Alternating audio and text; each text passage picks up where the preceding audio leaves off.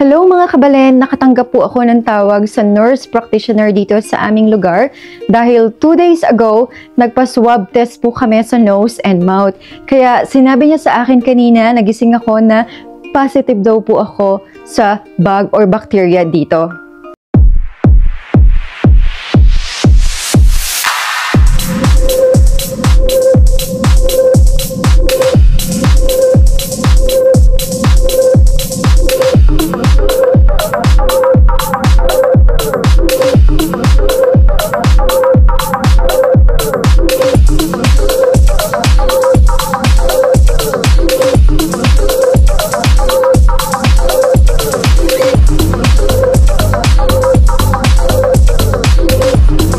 At dahil nga niresetahan ako ng nurse practitioner through phone kanina, tara't samahan niyo po kaming pumunta sa drugstore. Kaninang hapon ko pa siya nakausap, kaya naman ngayon mag-8 o'clock tignan natin kung nandun na. Hanggang 9 PM lang sila, kaya dapat makaabot tayo. 24 hours stay at home nga ako, kaya ngayon hindi ako makakapasok, kaya naman dapat makainom na ako. Ayan mga kabalen, papunta na po tayo ngayon sa pharmacy, sa drugstore kung saan pipikapin ko yung antibiotic na pinrescribe sa akin ng nurse practitioner.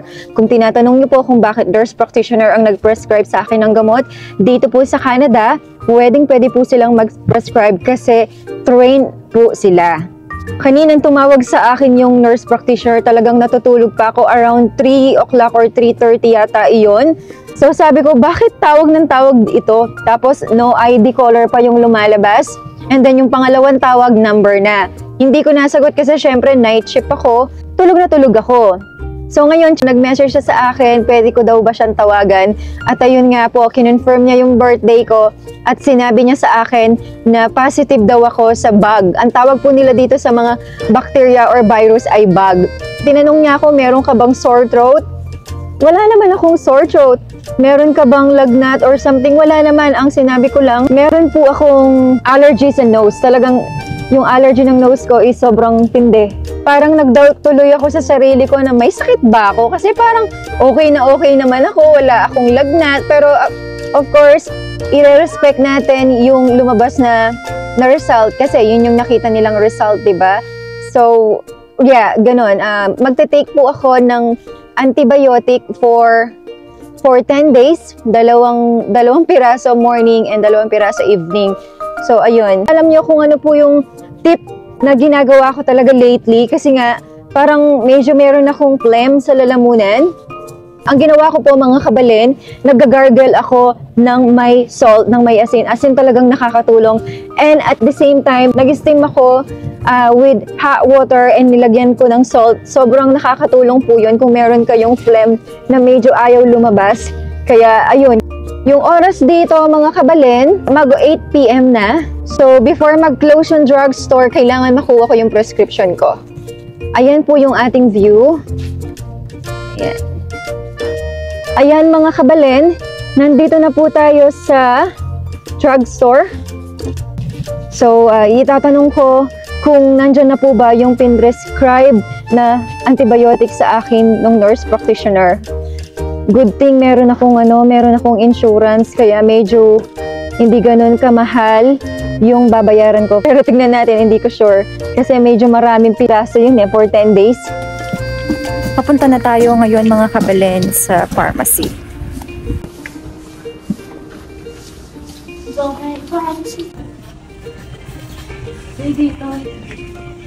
Hey Jay.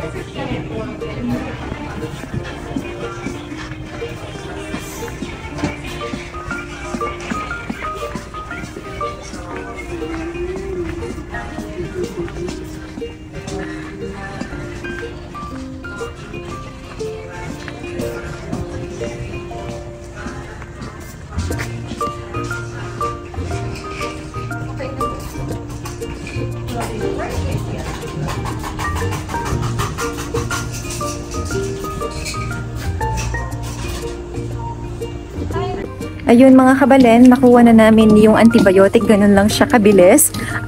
Ang prescribe sa akin, 2 pieces in the morning, 2 pieces in the evening. Pero guess what kung magkano po yung binayaran ko? Dahil nga meron akong insurance dito. Dito kasi sa Canada, pag may insurance ka, halos super liit na lang ang babayaran mo. So ngayon mga kabalen, ang binayaran ko lang po ay $4.08. 40 pieces siya. Wow, 'di ba? Ganun ang tulong ng insurance dito sa Canada na halos wala ka nang babayaran. Tinanong ako mga kabalen nung pharmacist kung ano daw ba ang tinitreat ko kung bakit meron akong antibiotic na prescribe. Actually, hindi ko alam kung ano talaga specifically yung tinitreat ko kasi okay naman ako. Actually, yung nose ko lang talaga yung sobrang sensitive. Medyo sore a little bit pero wala, yun lang po talaga. So, syempre, yun yung prescribe sa atin at yun yung lumabas na result. We have to respect that, diba? So, ngayon, kung makikita nyo, ganun lang po kadali dito sa Canada ang bumili ng gamot. Hindi mo na kailangan pumila, naka-ready na. Kasi, pinax na sa kanila ng nurse practitioner or yung doctor man. Ganun ang ginagawa nila dito. Kung makikita nyo mga kabalen, sobrang balot na balot po ako dyan. Sobrang lamig na lamig ako. Kaya naman, kailangan nating ingatan ang ating mga sarili dito sa abroad. Pinag-uusapan natin dito mga kabalen ang paparating na snowstorm. Kaya naman, sobrang ingat po sa lahat na nandito sa Newfoundland. Sana hindi pa bumagsak nito. Hindi ka papasok bukas. Ang dami nag-ice skating dito kanina. Punong-puno kanina ng tao dyan. So you're telling me I get to stay up Diyan, nag-ice skating sila sa lake? Sa lake. Oh my God! Ang dami. That's dangerous. Yeah, that's It's not dangerous. dangerous. It's it's thick na. May No. mga nagbabantay na. Really? Oo, pwede na. But Ito na yung month na pwede na. what if someone slips and Lahat falls? tas doon sa nag-deliver ako sa dito sa Metapsale Pond Road. Ano na rin frozen, ang dami ring naglalaro, nag-hockey naman Pero sila. what if malaglag sila? Hindi. Someone May mga may mga rescue doon na May nagbabantay.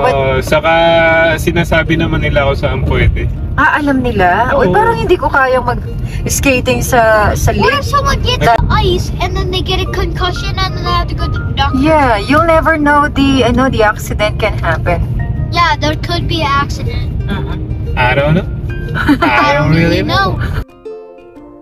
Ayan mga kabalen, nakauwi na nga po kami sa amin. Siguro mga 3 to 4 minutes lang yung drugstore dito sa bahay namin. Pag may sarili kang sasakyan, napakabilis ng biyahe, hindi mo na kailangan pang mag-antay ng taxi. Kaya dito sa Canada, sobrang necessity ang magkaroon ng sasakyan.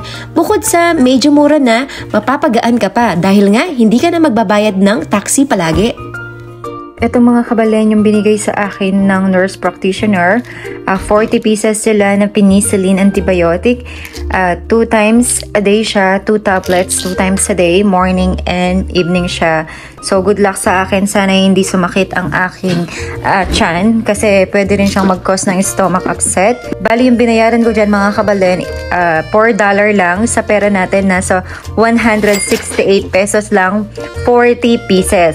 Kasi kaya $4 lang yung binayaran ko dahil meron po kaming insurance dito. Pag may insurance ka dito, halos covered lahat. Yung iba nga wala nang binabayaran. So ito yung pamphlets. Ayan. Ayan.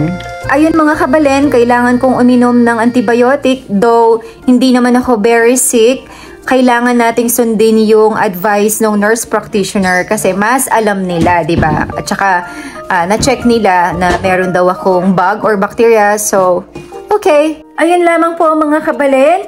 Maraming salamat po sa panonood. Kung nagustuhan niyo po ang video na ito, please like and subscribe kung sa tingin niyong informative po ito. Sa uulitin po, maraming salamat ulit. God bless and bye-bye!